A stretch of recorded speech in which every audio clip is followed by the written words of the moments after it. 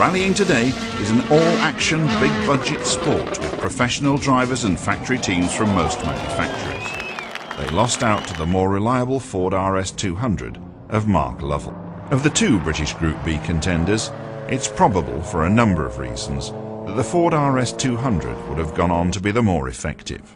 Firstly, its basic design and execution seemed better than the 6R4, especially in the choice of a 2-litre turbocharged 4-cylinder engine. This unit could put out from 350 horsepower in clubman's trim to over 600 for international events. The car also proved itself by leading the Acropolis Rally from all of the major teams before retiring with mechanical woes. Again, we shall never know. Generally, however, the Ford seemed more reliable, more predictable, and as fast, if not faster, than its rival from Austin Rover.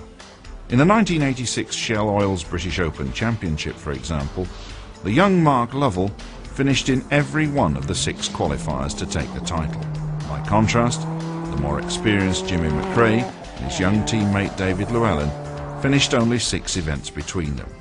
They won a round each, and Lovell didn't score a single win. But the speed and consistency of the RS200 brought him a well-deserved title, as McRae and Llewellyn fell by the wayside. Secondly, Austin Rover were in constant financial trouble at that time, and getting a proper budget to contest the World Championship Series would have been a problem. The team also lacked major successes to tempt big-time sponsorship. Ford, on the other hand, were in a much more stable situation and could point to innumerable rally successes in the 70s when making those all-important sponsor presentations. The RS200 did, in fact, go on to win several European Rallycross championships and was very much the car to beat in that short, sharp shock version of rallying. In fact, 10 years after the disappearance of Group B, and with the millennium fast approaching, the RS200 is still a front-runner in the Rallycross wars. An amusing aside to the 6R4 versus RS200 confrontation is where the two cars were built. Austin Rover's competition department simply ran and developed the cars. Initial design and construction was farmed out to Williams Grand Prix Engineering. Ford, on the other hand, designed and built the prototype RS200 models and further developed and built the factory team cars.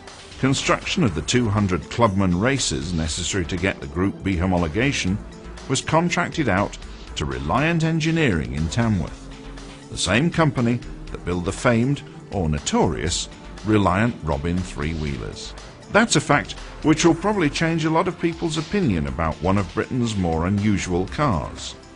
The Reliant Robin, that is, not the Ford RS200. The final opinion of most experts on the RS200 is that had the class continued, it could have been a real contender in Group B. Certainly, the Ford was a strongly built car, as these crash test shots graphically demonstrate.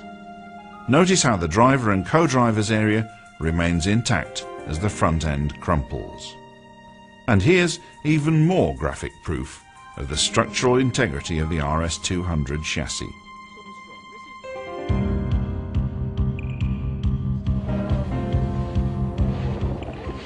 Those first RS200 models were all sturdily built, and even the car which led the Acropolis Rally in the hands of Sweden's fighter pilot turned rally driver Kalle Grundell was reckoned to be underpowered and overweight. The competition debut of the RS200 was on the British Championship Lindisfarne Rally at the end of 1985, and the car won the event.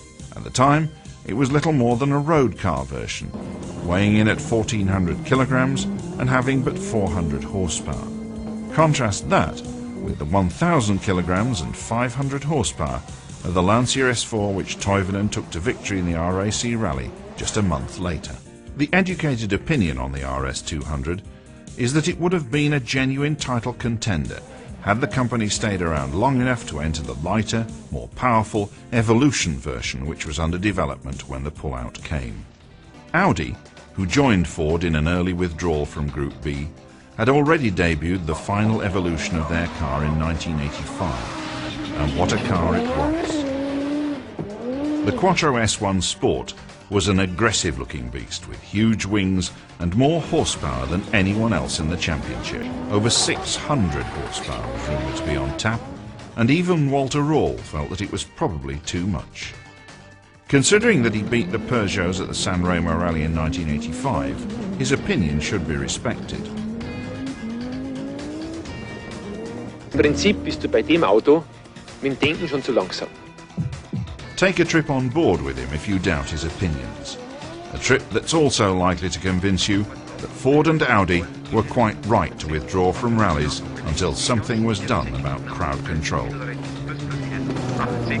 Achte auf den Aufgruppe, rechts minus eng, sofort mittel links plus 60, mittel links, Wellenaufgruppe, sofort mittel rechts plus Land 70, rechts minus eng, Aufgruppe, sofort links voll 50, mittel rechts plus innen, sofort links voll, sofort voll 70, Achtung mittel links plus 40, mittel rechts plus innen 50, Aufgruppe rechts voll 50, mittel rechts plus innen 50, Gruppe voll, sofort links minus, Achtung macht zu, nach innen, sofort mittel rechts plus plus 80, Achtung mittel links plus innen 50, Nachgruppe mittel rechts plus innen, sofort mittel links plus innen 50, rechts sofort links 60, Achtung Nachgruppe links minus innen 70, mittel links plus innen glatt 90, rechts minus, sofort links minus innen 70.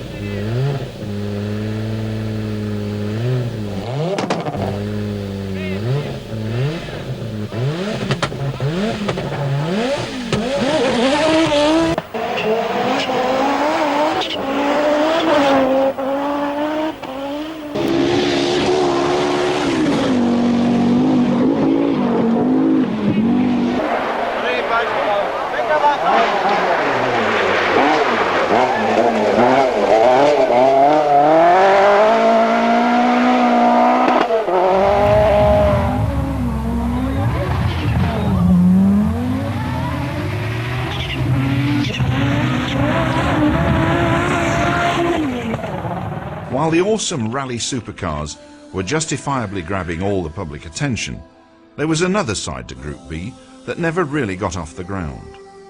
The category was also intended for sports car racing, and Jaguar's chief engineer in the mid-80s, Jim Randall, actually designed the incredible 220 mph XJ220 supercar with that in mind.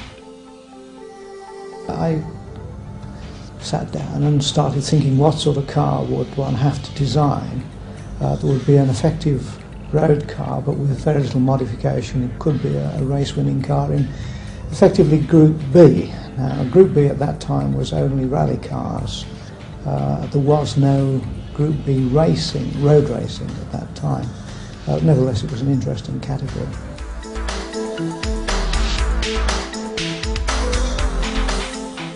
The Jaguar was actually disqualified from the GT class on a minor technicality. But no matter, it had proved its point and left us with an idea of what Group B sports car racing might have looked like.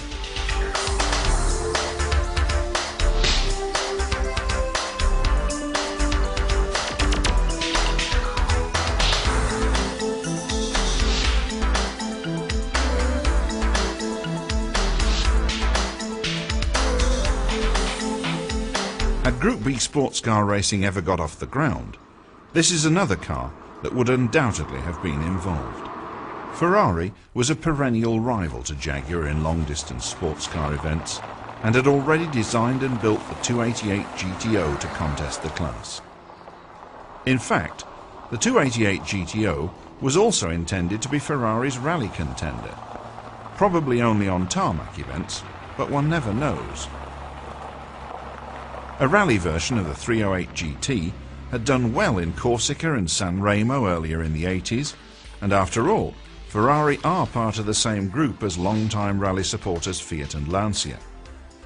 Would we have ever seen this turbocharged 2.8-litre V8 out on the special stages with Audi, Peugeot, Ford and the rest of them? Again, who knows? But what a great sight to daydream about. Ferrari were obviously extremely serious about Group B, for they went ahead in 1986 and built 4 examples of a staggering evolution version of the 288 GTO. Essentially, it was a sports racing car with 650 horsepower from its twin-turbo engine. No one knows the exact purpose for which Ferrari intended the 288 GTO Evo to be used, but a return to Le Mans in the GT category is a good bet. When Group B was abandoned, Ferrari detuned the V8 to a mere 450 horsepower and further developed the 288 GTO, seen here, into the superb F40 road car. Since then, racing versions of the F40, using essentially the 288 GTO Evoluzione engine, have performed with success in GT sports car competition. Here's a rare chance to see a 288 GTO Evoluzione in racetrack action.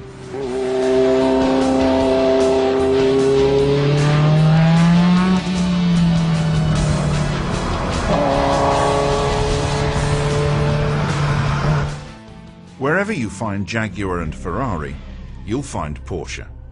So it was no surprise to see this big three talking about involvement in Group B racing and building suitable cars. The Porsche 959 was perhaps the most complete car of the three in Group B terms. It was a superbly equipped, almost luxurious road car with four-wheel drive and an only slightly detuned version of the twin-cam flat-six engine from the company's dominant Le Mans cars. Performance was in the 190 mile-an-hour bracket and over 200 miles an hour for the lighter, more powerful competition version. There was even a racing version, the 961, much lightened and with 640 horsepower. Apart from a burst tyre, it cruised home to 7th overall at Le Mans in 1986 and won the GTO class, which was the closest equivalent to Group B in that race.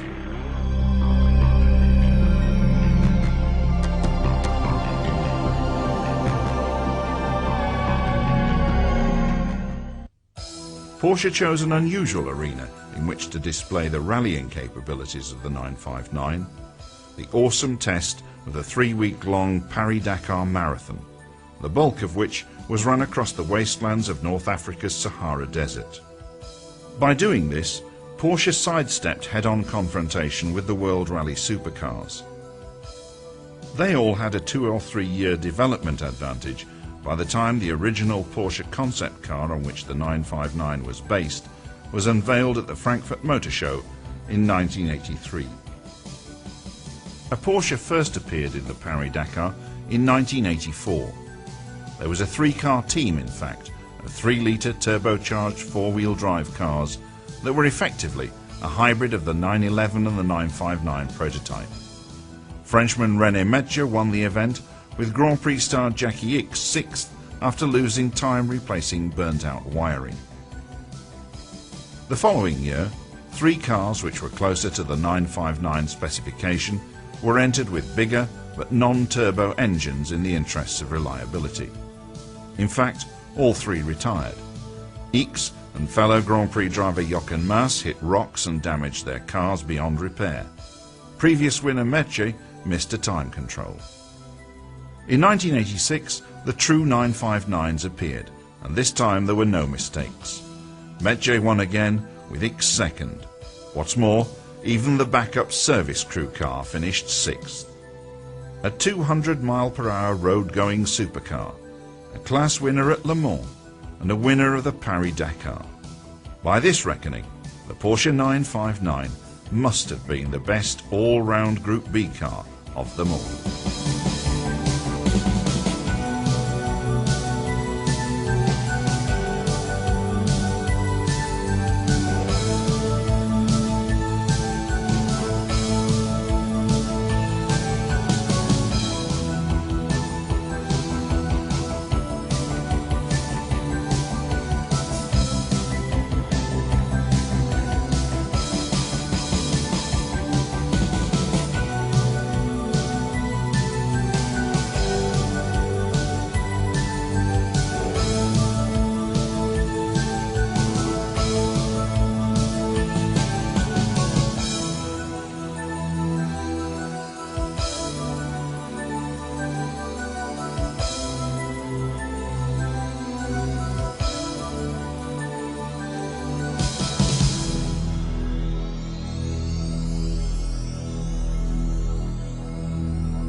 Peugeot were another company who took their Group B cars on the desert trail. When the category was banned from international rallying in 1986, the French company were left with a team of cars which had won the World Rally Championship for the past 2 years and were now left with precious few opportunities to compete.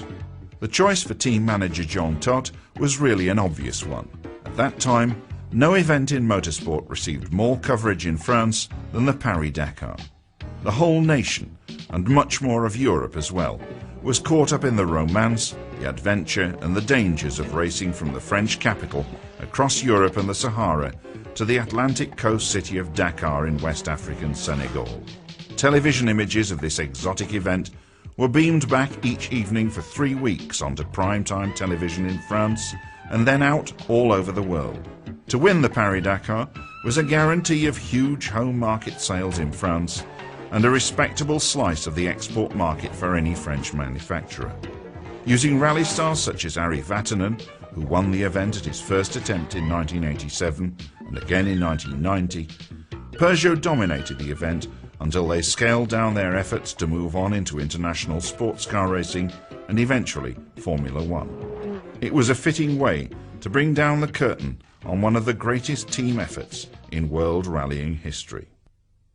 In 1985, Audi had taken their Group B Quattro to another incredible event. It was rather shorter than the Paris-Dakar, but it was equally unique in motorsport. Rather shorter indeed. The winning time was usually around 11 minutes instead of 3 weeks. Pikes Peak is a 14,000-foot mountain in Colorado, and since the earliest days of motoring, drivers have been racing up to the summit via a 12.5-mile dirt road. For 4 years, European Group B teams flocked to this American classic and totally dominated the proceedings.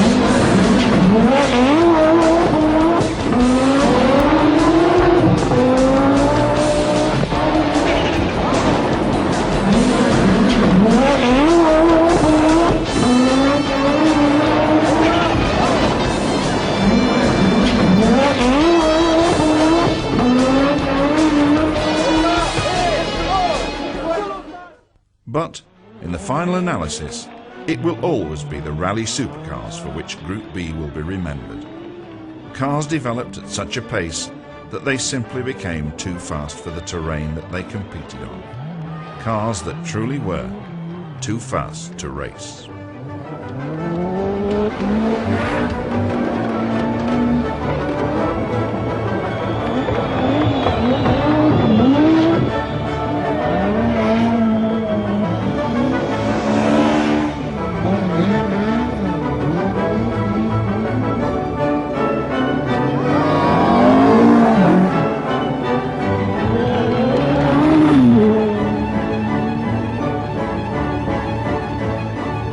Driving a Group B car was an emotional and physical experience that inevitably took its toll on the drivers.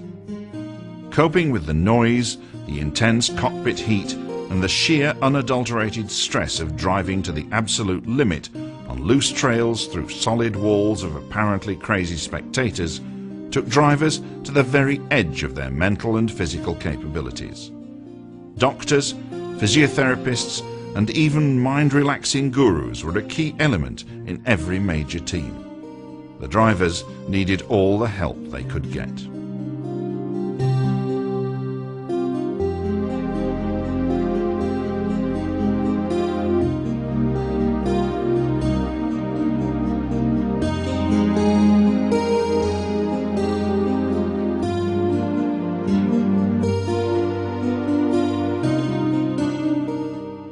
It was the same for the service crews. These cars needed as much technical attention as pampered Formula One racers. The only problem was that often they were miles from the nearest paved road, rather than in air-conditioned pit lane garages. The helicopter, therefore, became an essential part of any rally team's inventory. At least one, and often two or three. No wonder this whole incredible hype brought out huge crowds. Even Michel Mouton remembers those times as unbelievable.